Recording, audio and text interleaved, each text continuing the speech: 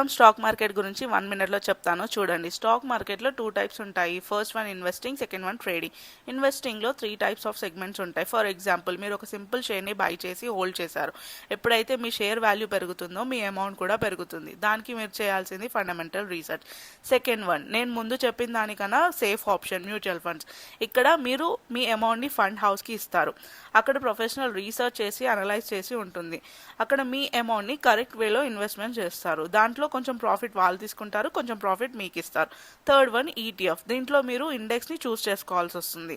Nifty 50, bank Nifty. And మీరు ETF by చేస్తే ఎలా అయితే దేశంలో జీడిపి వాల్యూ పెరుగుతుందో అలాగే మీ అమౌంట్ కూడా పెరుగుతుంది. ఇఫ్ అది కింద పడినట్లయితే మీ అమౌంట్ కూడా కింద పడే ఛాన్సెస్ ఉంటుంది. సో అన్నిటికంటే సేఫ్ ఆప్షన్ ట్రేడింగ్. ట్రేడింగ్ గురించి మాట్లాడుకుంటే ట్రేడింగ్లో కూడా 3 సెగ్మెంట్స్ ఉంటాయి. First one equity intraday. ఇక్కడ మీకు 5% లిబరేజ్ దొరుకుతుంది. Second one futures. ఇక్కడ కూడా మీకు 5% లిబరేజ్ దొరుకుతుంది. కానీ ఇంట్రాడేలో మీరు హోల్డ్ చేయలేరు 1 day కన్నా ఎక్కువగా. బట్ ఫ్యూచర్స్లో మీరు 1 month దాకా హోల్డ్ చేయొచ్చు. థర్డ్ వన్ వచ్చేసి ఆప్షన్ ట్రేడింగ్. దీంట్లో చూసుకుంటే కూడా మీకు 100% లిబరేజ్ దొరుకుతుంది. కానీ దీంట్లో లాస్ ఎలా ఉంటుందో ప్రాఫిట్స్ కూడా అలాగే ఉంటుంది.